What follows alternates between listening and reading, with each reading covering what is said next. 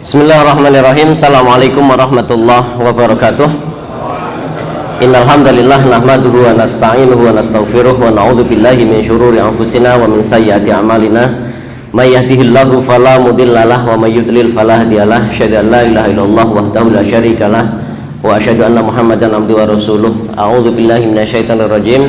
Bismillahirrahmanirrahim. Ya ayyuhalladzina amanu taqullaha haqqa tuqatih wa la tamutunna illa wa antum muslimun, amma ba'd.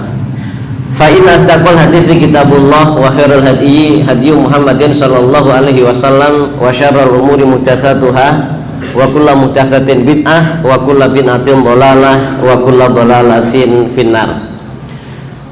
Iwafillah kaum muslimin yang dirahmati Allah Subhanahu wa taala, kita akan membahas tentang keutamaan bulan Muharram dan amal yang perlu kita laksanakan, kita tunaikan di bulan Muharram.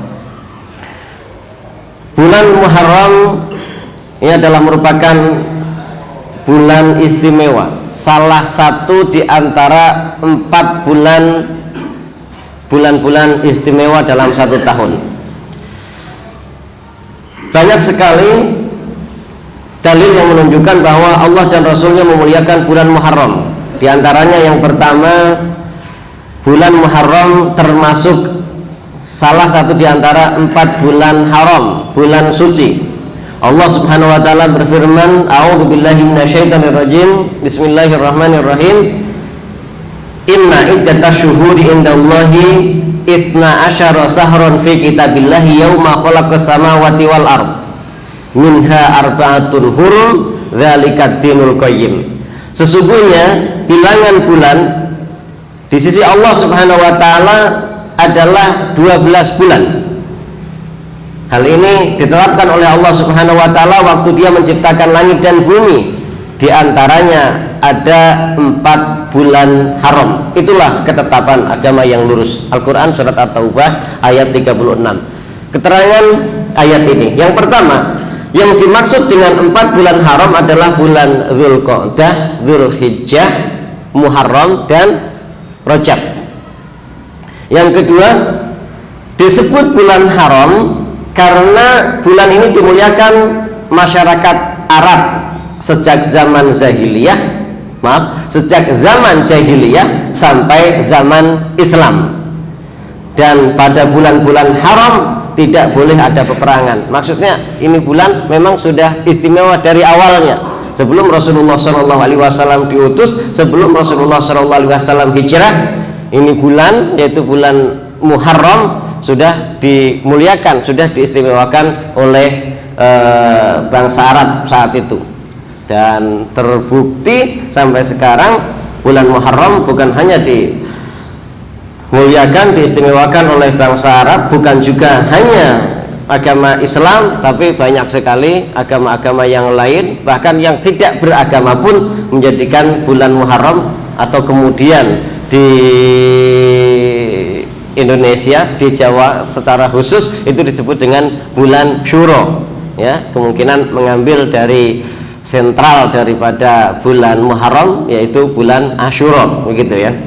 Ini saking istimewanya bulan ini sampai semua entitas memuliakan, mengistimewakan bulan Syuro, bulan Muharram. Kemudian yang ketiga, Az-Zuhri mengatakan kana muslimuna yu'adzimuna al-ashhurul hurum. Para sahabat menghormati Syahrul Hurum. Ya, dulu ini para sahabat pun menghormati Ashhurul Hurum.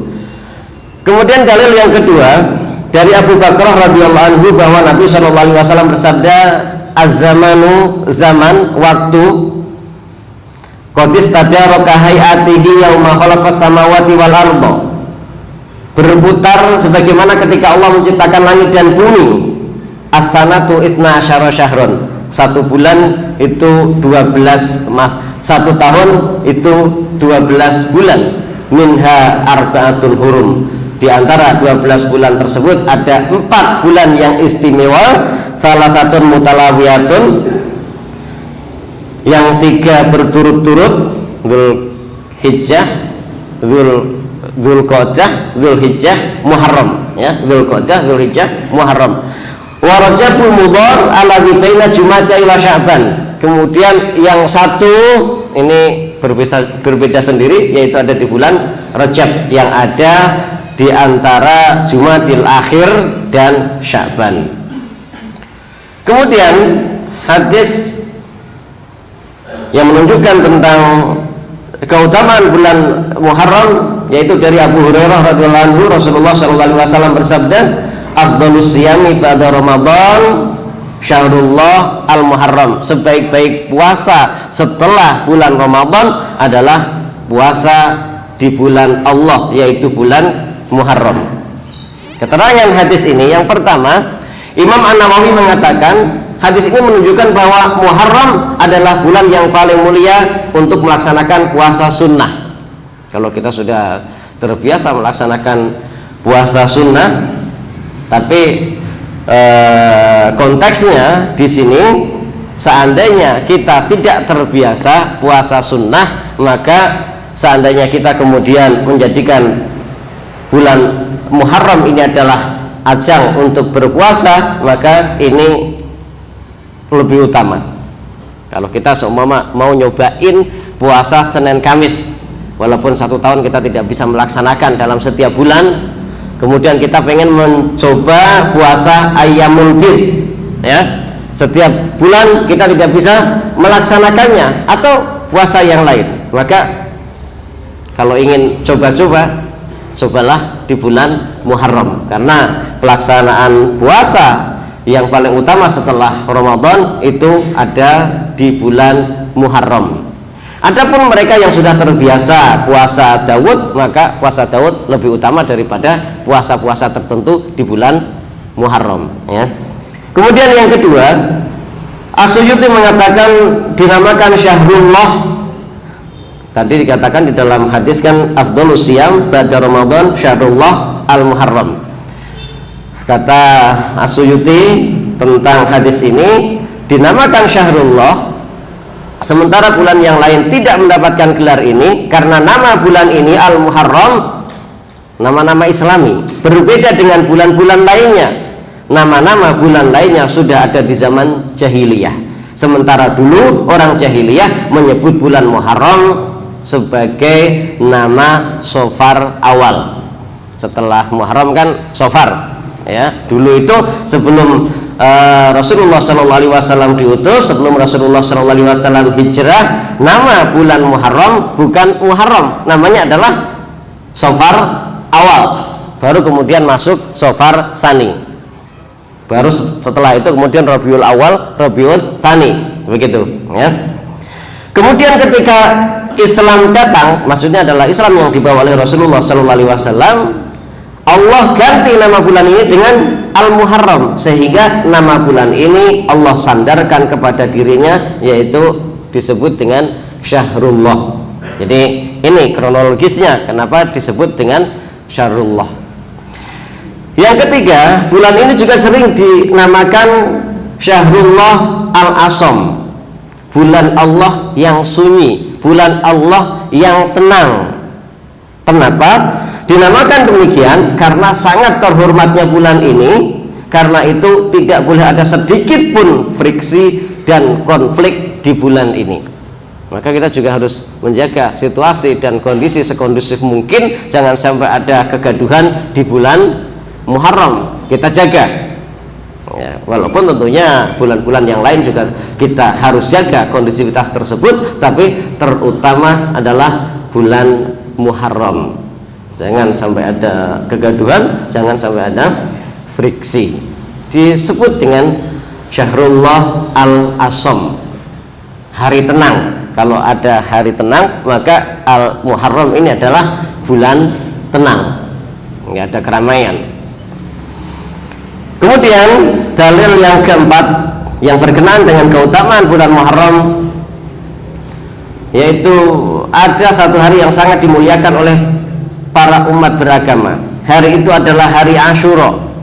Dalam bulan Muharram yang mulia, yang istimewa tadi, ada satu hari yang teramat sangat istimewa. orang Yahudi memuliakan hari ini karena hari Asyura adalah hari kemenangan Musa bersama Bani Israel dari penjajahan Fir'aun dan bala tentaranya. Dari Ibnu Abbas radhiyallahu anhu, beliau menceritakan, lamma qadimal madinata wajadahum yasumuna yauman yakni Asyura faqalu hadza yaumun azim wa huwa yaumun najjallahu fihi Musa wa awraqa ala Fir'aun fasoma Musa syukran lillah faqala ana aula bi Musa minhum fasomahu wa amara bi siyamihi. Ketika Nabi SAW tiba di Madinah, beliau melihat orang-orang Yahudi berpuasa di hari Asyura. Beliau bertanya, hari apa ini? Mereka menjawab, hari yang baik, hari yang agung, hari di mana Allah menyelamatkan Bani Israel dari musuhnya, sehingga Musa pun berpuasa pada hari ini sebagai bentuk syukur kepada Allah. Akhirnya Nabi Muhammad SAW pun bersabda, kami kaum muslimin lebih layak menghormati Nabi Musa daripada kalian. Kemudian Nabi Muhammad SAW berpuasa dan memerintahkan para sahabat untuk berpuasa. Ini salah satu kronologis daripada syariat pelaksanaan puasa Asyura, yaitu ketika Rasulullah SAW datang ke Madinah, Rasulullah mendapati di hari Asyura orang-orang Yahudi, orang-orang Madinah melaksanakan puasa. Kemudian Rasulullah bertanya, hari apa ini memang? Maka mereka menjawab bahwa ini hari yang istimewa, yang agung. Dan mereka pun menyampaikan alasannya, yaitu saat itu Nabi Musa alaihissalam dan kaumnya diselamatkan oleh Allah Subhanahu wa taala dari kejaran, dari penjajahan Fir'aun dan bala tentaranya. Maka Rasulullah SAW katakan, kami kaum muslimin lebih utama ya dengan Nabi Musa alaihissalam daripada kalian. Maka Rasulullah SAW kemudian puasa dan memerintahkan para sahabat untuk berpuasa. Ini pun senada dengan satu hadis ya yang Rasulullah SAW samakan, yaitu ana aulan nas bi Isa bin Maryam. Di sebuah hadis ada yang mengatakan, yang disebutkan ana aulan nas bi Isa bin Maryam. Kemudian yang kelima, dalil yang menunjukkan tentang keutamaan bulan Muharram ini, yaitu para ulama menyatakan bahwa bulan Muharram adalah bulan yang paling mulia setelah Ramadan. Hasan Al-Basri mengatakan, innallaha iftatahas sanata bi syahri haramin. Sesungguhnya Allah Subhanahu wa taala membuka tahun dengan bulan haram, yaitu bulan Muharram. Wa khatamaha bi syahri haramin, dan ditutup pula dengan bulan haram, yaitu bulan Zulhijjah. Maka hitungan daripada bulan Hijriyah itu adalah bulan Muharram, kemudian ditutup dengan bulan Zulhijjah. Jadi bukan dari bulan Syawal karena mentang-mentang ada Idul Fitrinya, bukan ya.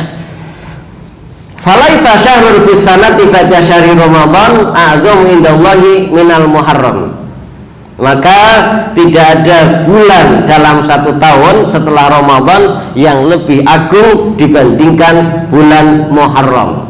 Jadi bulan Muharram ini adalah start awal daripada bulan-bulan yang ada di dalam Hijriyah.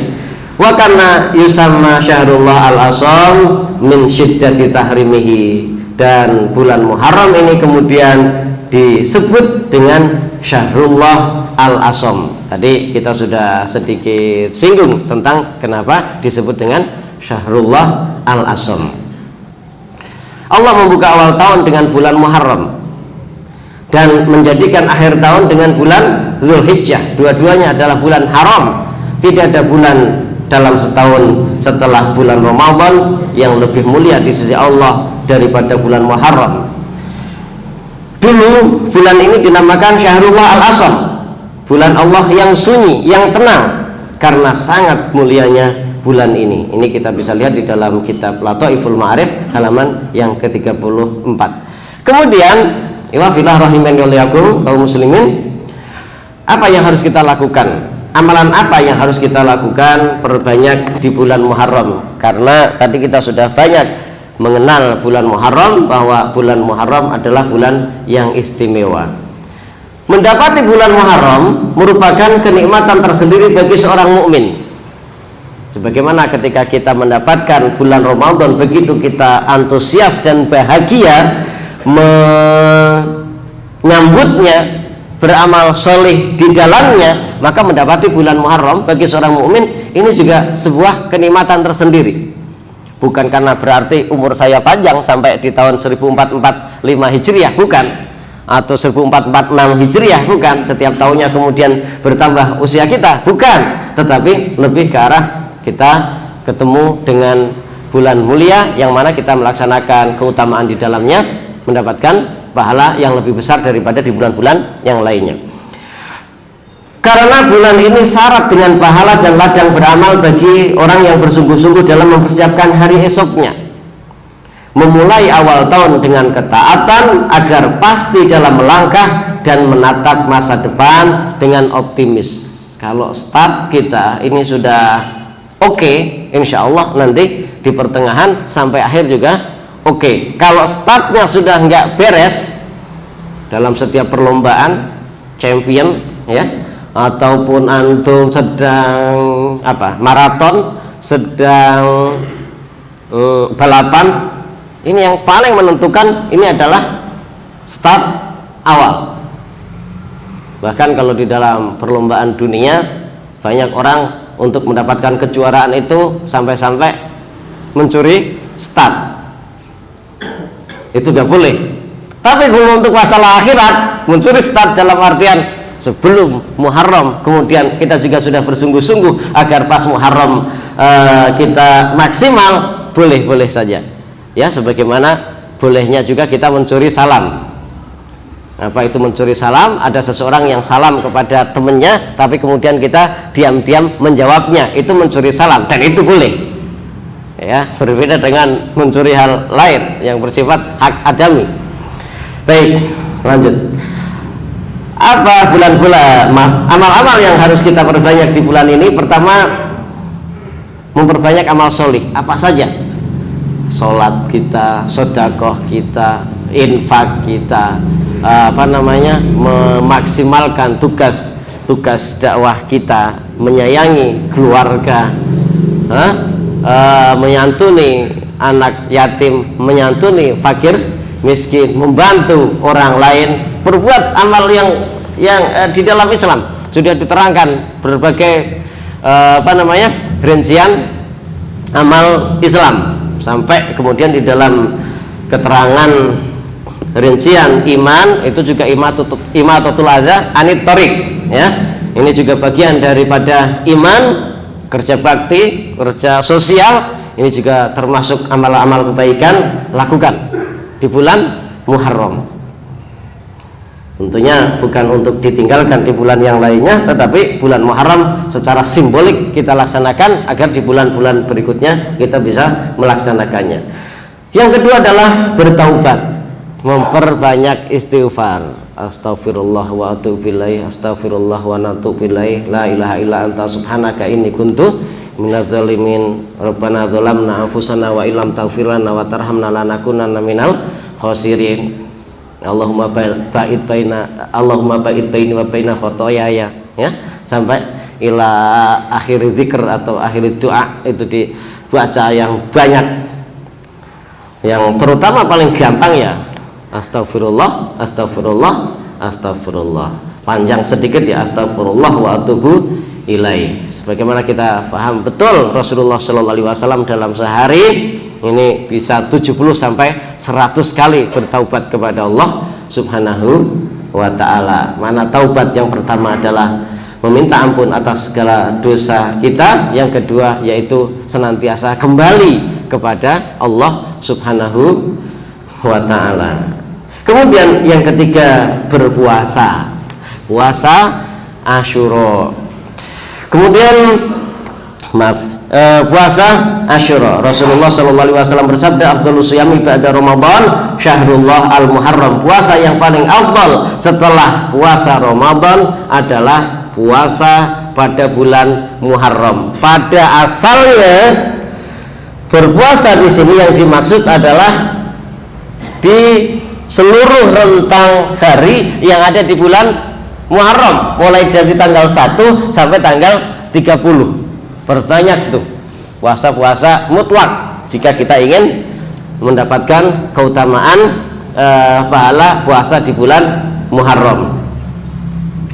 Tapi kemudian secara spesifik tadi sudah disebutkan di dalam hadis kronologis pelaksanaan puasa Asyura.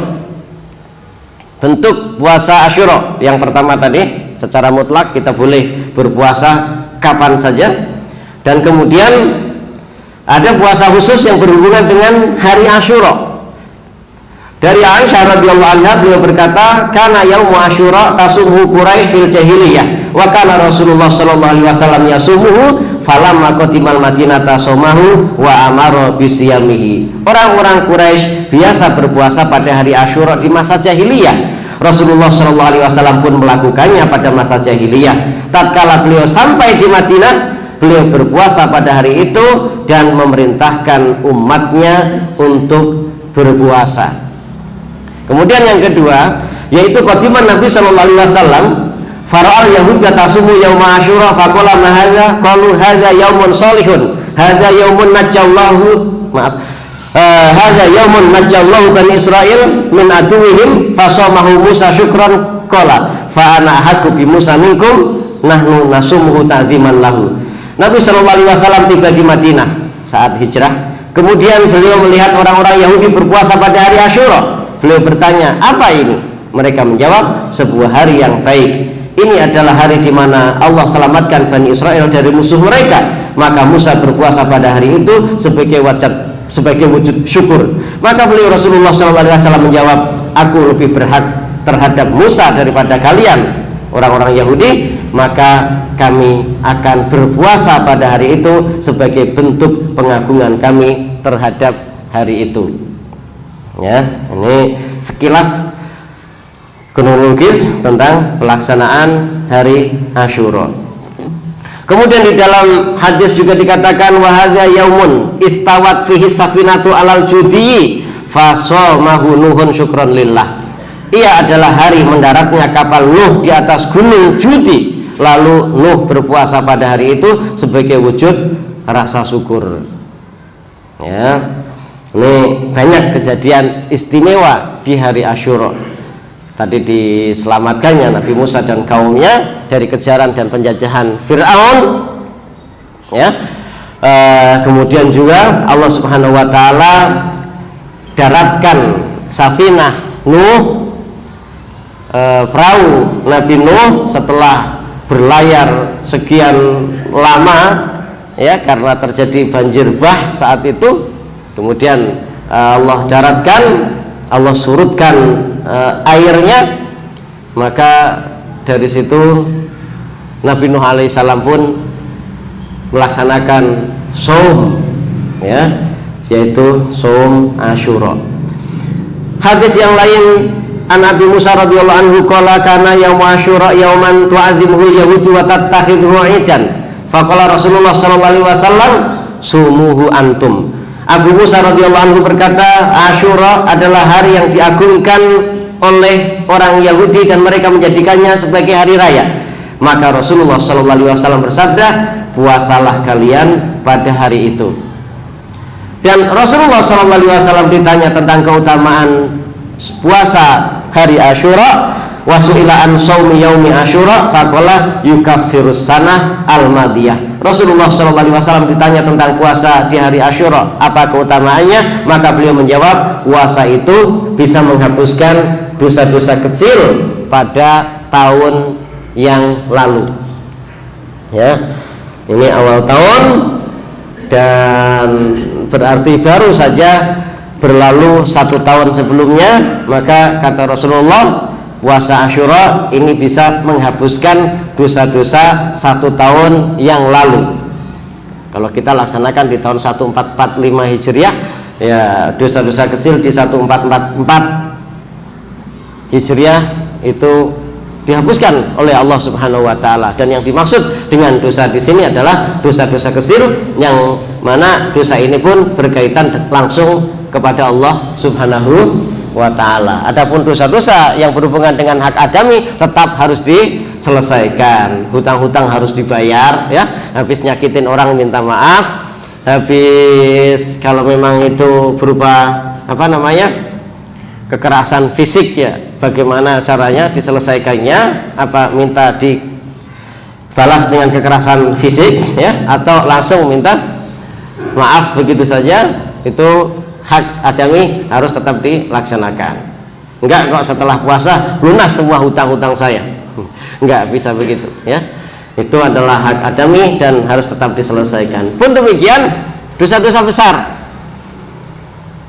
meninggalkan sholat, meninggalkan Ramadan harus tetap dibayar, ya.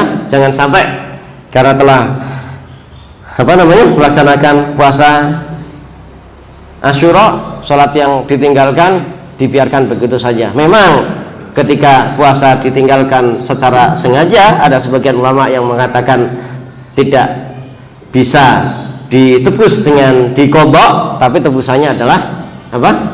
Taubat nasuha, benar-benar menyesal dan tidak pernah mengulang lagi meninggalkan sholat tersebut.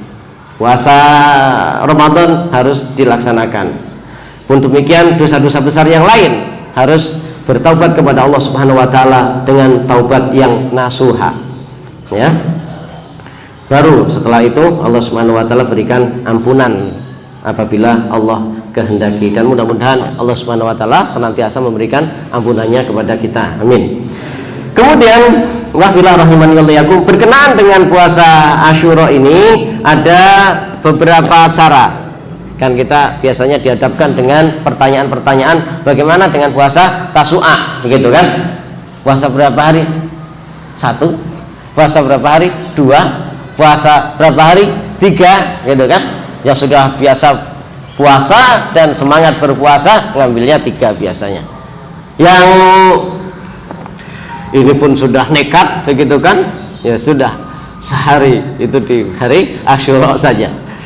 Ini rata-rata kita modalnya nekat, sehingga ya 1 hari saja. Tapi itu punya legalitas juga, ya. Tapi setidaknya kita harus bertekad untuk melaksanakan lebih dari 1. Baik, cara puasa di hari Asyura. Yang pertama yaitu puasa selama 3 hari, 9, 10 dan 11. 9, 10 dan 11. Di sini ada hadis, yaitu apa namanya? Hadis Ibnu Abbas radhiyallahu anhu yang diriwayatkan oleh Imam Ahmad dengan lafaz sebagaimana telah disebutkan oleh Ibnu Qayyim dalam Al-Huda dan Al-Majd yang dimiliki oleh Ibnu Taimiyah dalam Al-Muntaqa. Khaliful Yahuda wasumu yauman qablahu wa yauman ba'dahu. Selisilah orang Yahudi dan berpuasalah sehari sebelum dan setelahnya. Ini yang paling utama, 9, 10 dan 11. Khaliful Yahuda wasumu yauman qablahu wa yauman ba'dahu. Tadi kan kita sudah simak tentang hadis-hadis bahwa orang-orang Yahudi berpuasa karena mereka menghormati Nabi Musa alaihissalam. Saat itu diselamatkan oleh Allah Subhanahu wa taala dari kejaran dan penjajahan Firaun. Maka mereka berpuasa, silakan, nggak apa-apa. Kita nggak bisa larang mereka. Itu kan gimana caranya?